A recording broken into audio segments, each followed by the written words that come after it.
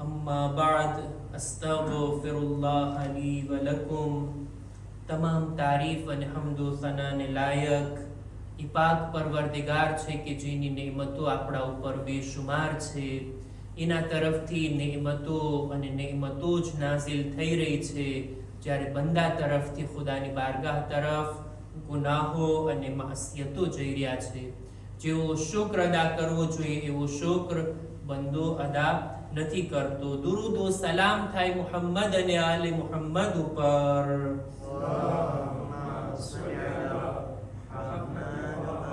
કે જેઓએ આપણને અલ્લાહની બંદગીનો રસ્તો બતાવ્યા, ખુદાની રઝાયત અને ખુશનુદીને કેવી રીતના હાસિલ કરવી એની તાલીમ આપણને રસૂલ અને આલે રસૂલથી મળી છે. ખુતબાની શરૂઆતમાં પોતાની જાતને અને ત્યારબાદ આપ તમામ મુઅમિનીનને તકવા, પરહેઝગારી, ગુનાહોથી બચવા, નેક અને દીનદાર બનવાની ભલામણ કરું છું. અમીરુલ મુઅમિનીન હઝરત અલી ઇબ્ન અબી તાલિબ અલૈહિસ્સલામ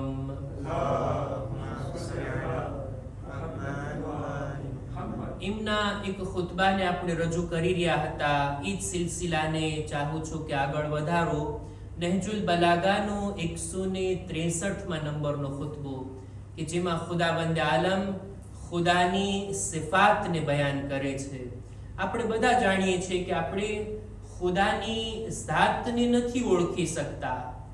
ખુદા કેવો છે, એનો પ્રકાર કેવો છે, એ કેવી હસ્તી છે, ખુદાના બારામાં આપણે ગમે તેટલો વિચાર કરીએ ને, ગમે તેટલી ફિક્ર દોડાવીએ ને, તો જે ચીજ આપણા મગજમાં આવે છે એ આપણા મગજની પેદાવાર છે, એ ખુદા નથી. ખુદા એક અલગ જાતનું નામ છે. એની હસ્તી કેવી છે એને આપણે નથી સમજી શકતા. એટલે જ માસૂમીને પોતાની રિવાયતોમાં, ખુતબાઓમાં, પોતાની દુઆઓની અંદર અલ્લાહની સિફાતને બયાન કરી છે. ખુદાની સિફાતને ઓળખો. અમુક સિફાતે સુબૂતિયા છે, અમુક સિફાતે સલબિયા છે.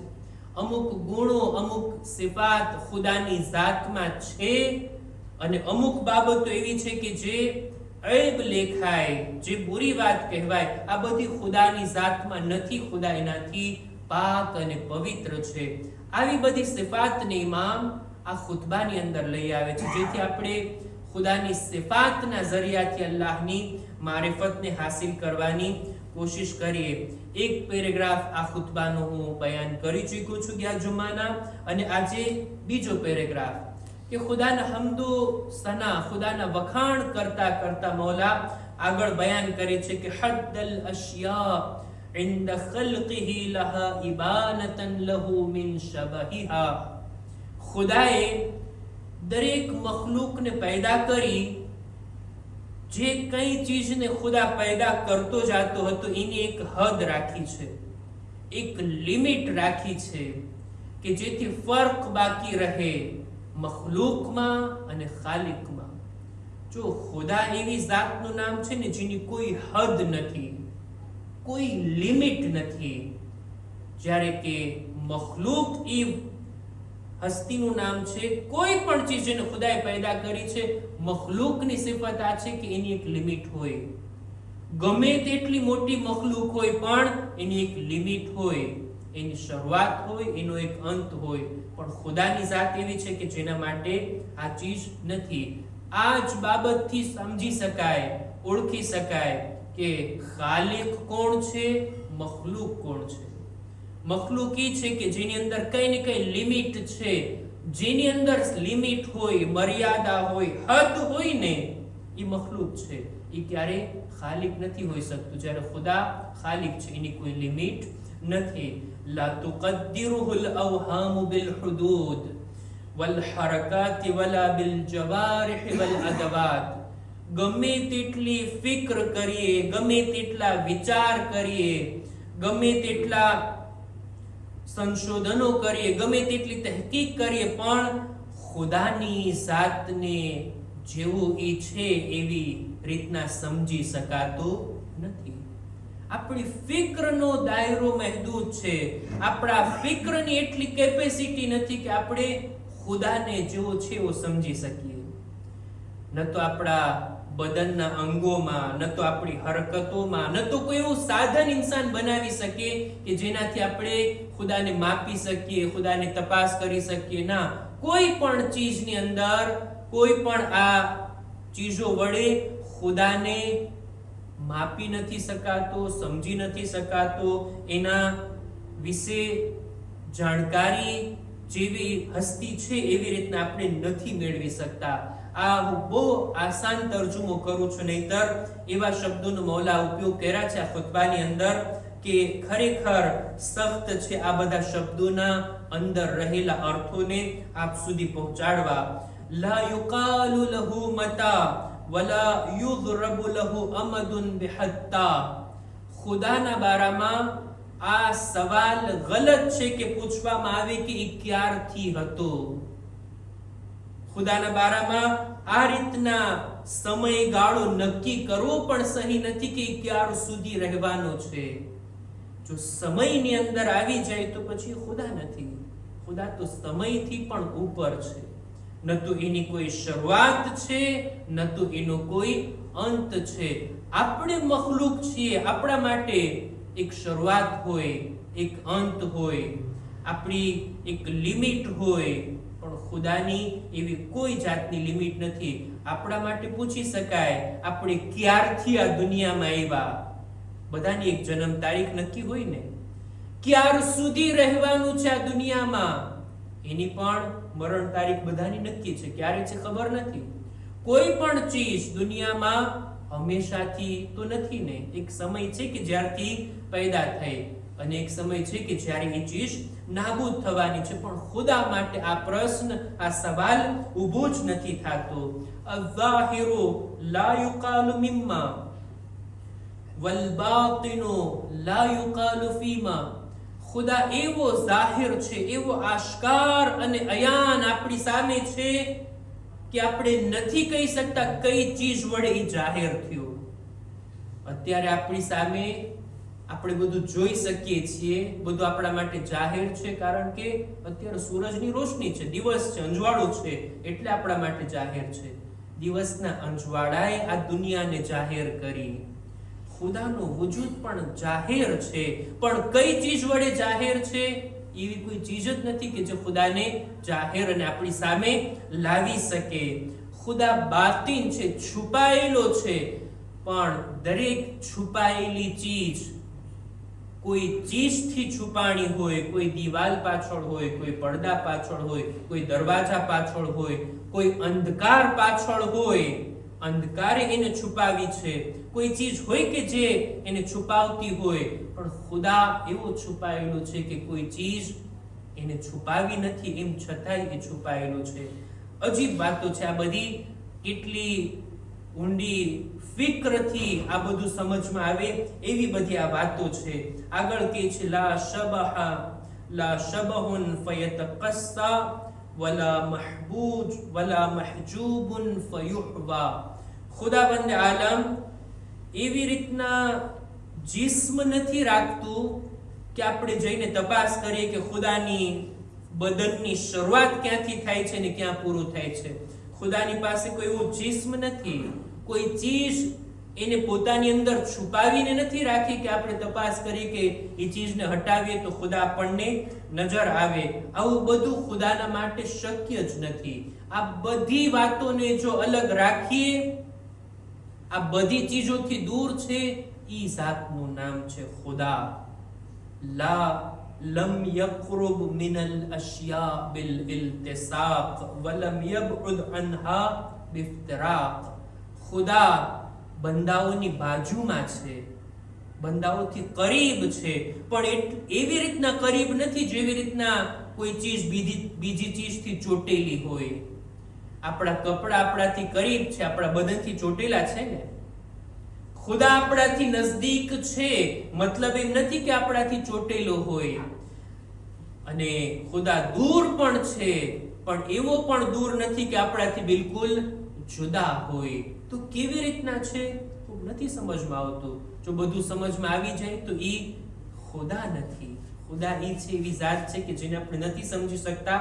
આવી બધી સિફાતોને જો ધ્યાનમાં લઈએ ને, જે બાબતો મખલૂકમાં દેખાય ને ઈ બાબતો ખુદામાં નથી. મખલૂકની સિફતોને બાદ કરતા જાઓ જેથી ખુદાની સિફાત આપણને થોડા હદ સુધી સમજમાં આવે. મખલૂકની શરૂઆત હોય, અંત હોય, પણ એવી જાતની કલ્પના કરો જેની કોઈ શરૂઆત નથી, કોઈ અંત નથી. મખલૂકને રહેવા માટે એક જગ્યાની જરૂર પડે, એનું જિસ્મ અને બદન હોય, એવી જાતનો તસવ્વુર કરો જોઈએ જેની પાસે જિસ્મ નથી, જેને કોઈ જગ્યાની જરૂર નથી, જે સમયથી, જે જગ્યાથી પણ ઉપર હોય. એ જાતનું નામ છે ખુદા. જે જાહેર પણ છે, જે બાતિન પણ છે, જે છુપાયેલું પણ છે, પણ કોઈ ચીજ એને છુપાયેલો નથી. આ બધી બાબતોને જ્યારે વિચાર કરીએ ને ત્યારે થોડીક હદ સુધી આપણને ખુદાની મારિફત નસીબ થશે. હું એક હદીસને બયાન કરું. આપણા પાંચમા ઇમામ મુહમ્મદ બાકિર અલૈહિસ્સલામ,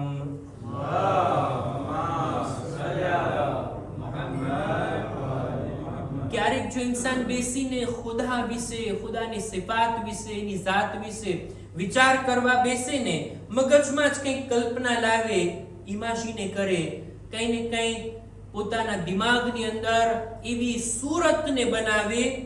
એના બારામાં પાંચમા ઇમામ કહે છે, કુલ્લુ મા મય્યસ્તુમૂહુ બિઅવહામિકુમ ફી અદક્કી મઆની. ઊંડા વિચાર બાદ, ગહેરી સોચ બાદ તમે તમારા મગજમાં જે કંઈ પણ ખુદાના વિશે વિચાર કર્યા ને, જાણી લ્યો કે એ તમે બનાવેલો, તમારી ફિક્રનો નતીજો છે. એ ખુદા નથી. આ એ ચીજ છે કે જેને તમે બનાવીને મગજમાં એક સુરતને લઈ આવ્યા. ખુદા એ છે જેણે આપણને બનાવ્યા છે. અને જે કંઈ મગજમાં આપણે લાવીએ છીએ, જે કંઈ સુરત, જે કંઈ શક્લ, જે કંઈ પણ વાતો, એ બધું આપણી મખલૂક છે, આપણું બનાવેલું છે. મસ્નૂઉન ઇલૈકુમ મસ્નૂઉન મિસ્લકુમ મરદૂદુન ઇલૈકુમ. આ બધું તમારી માફક છે, તમારા જેવું છે. બંદાના મગજમાં એટલી કેપેસિટી નથી કે ખુદાની જાતને પોતાના મગજમાં સમાવી શકે. જે કે આપણા મગજમાં આવે ને, જાણી લેવું ખુદા એ નથી જેને હું વિચારું છું. ખુદા એક અલગ જાતનું નામ છે. અને આ બધી બાબતો તરફ જો આપણા મગજને વાળીએ ને, ત્યારે થોડીક હદ સુધી આપણને અંદાજો આવે કે ઈ ખુદાની મારિફત જે મૌલા આપણને આપવા માંગે છે એ શું છે. હું માંગણી કરીશ કે આ ખુતબાને પૂરેપૂરો સાંભળવામાં આવે.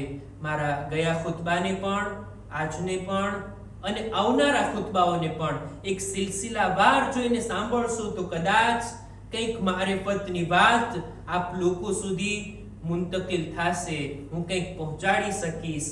નહીતર જો આ ચેન વચ્ચેથી તૂટી જશે, આ સિલસિલો વચ્ચેથી અટકી જશે, તો શાયદ વાત અધૂરી રહી જશે. અને મૌલા જે બયાન કરવા માંગે છે, જે શબ્દોને હું તર્જુમો કરીને આપ લોકો સુધી પહોંચાડવા માંગુ છું, શાયદ આપણે એ મેસેજને પૂરો નહીં પહોંચાડી શકશું જો આ બધા ખુતબાને લાઈનથી ન સાંભળવામાં આવે તો.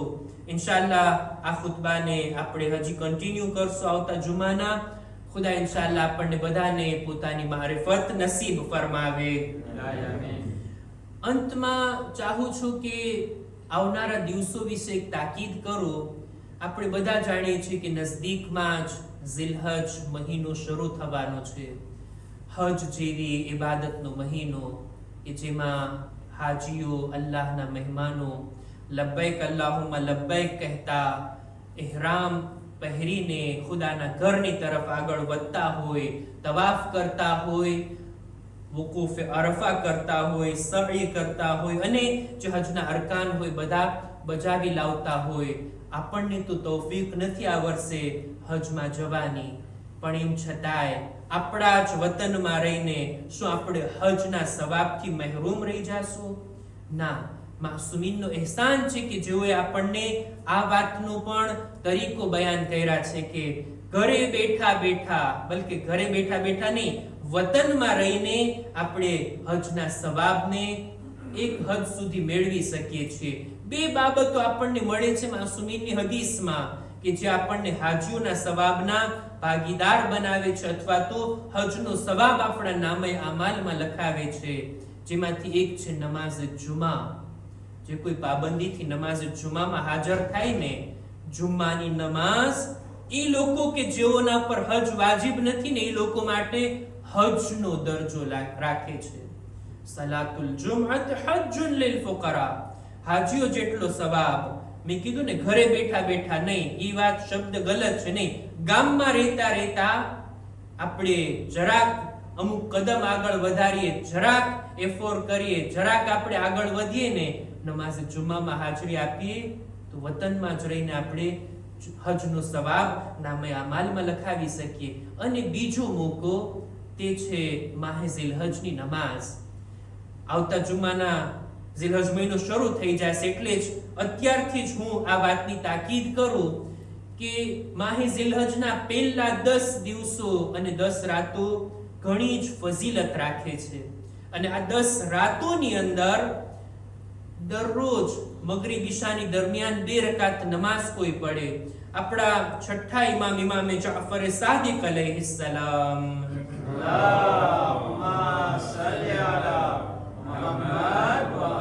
પોતાની એક હદીસમાં ફરમાવે છે કે મને મારા બાબાએ એટલે કે પાંચમા ઇમામે તાકીદ કરી કે ઝિલહજ મહિનાની પહેલી 10 રાતમાં મગરિબ ઈશાની દરમિયાન આ 2 રકાત નમાઝને હરગીઝ ના છોડવામાં આવે. અને બહુ આસાન પણ છે. મગરિબ ઈશાની વચ્ચે 2 રકાત નમાઝ, સુબહની નમાઝની માફક દરેક રકાતમાં અલહમ્દનો સૂરો, કુલ હુવલ્લાહનો સૂરો અને એક આયત, સૂરે આરાફની 142મા નંબરની આયત આસાનીથી યાદ પણ થઈ જાય. વવાઅદના મૂસા ફલાસીના લૈલા, આ એક આયત. અને રૂકુ સજદા દર માહે ઝિલહજની દર રાતના, શરૂઆતની 10 રાતના જે કોઈ પણ આ 2 રકાત નમાઝ પડશે, ઈ હાજીઓના હજના સવાબનો ભાગીદાર બનશે. ખુદા ઇન્શાઅલ્લાહ મને પણ અને સાંભળવા વાળા દરેકને આ 2 રકાત નમાઝ પડવાની અને હાજીઓના ભાગીદાર બનવાની નેક તૌફીક અતા ફરમાવે. અંતમાં ખુદાની બારગાહમાં દુઆ ગુજારીએ. પરવરદિગારા, અમારી ઇબાદતો, દુઆઓ, આમાલને તારી બારગાહમાં કબૂલ ફરમા. ખુદાયા, અમારા ગુનાહને કબીરા સગીરાને માફ કર. અમારા મા બાપના ગુનાહોને બક્ષી આપ. ખુદાયા, નેક કામો કરવામાં, ગુનાહોથી બચવામાં તું અમારી મદદ કર. અમારી ઔલાદને નેક તૌફીક અતા કર. પરવરદિગારા, મુમિનીન મુમિનાત જો બીમાર છે, ખાસ કરીને જેમના હકમાં દુઆની ભલામણ કરવામાં આવી, ખુદાયા દરેકને શિફાએ કામિલા અતા કર. અમારા બદનમાં પણ સલામતી આપી, દરેક બીમારીઓથી અમોને મહેફૂઝ રાખ. ઝમાનાના ઇમામના ઝુહૂરમાં જલ્દી કર. અમારા આમાલ થકી તેમના દિલને રાઝી અને ખુશનૂદ ફરમાવ. પરવરદિગારા, ઝમાનાના ઇમામના સાથીઓમાં અમારો શુમાર કર. ربنا تقبل منا إنك أنت السميع العليم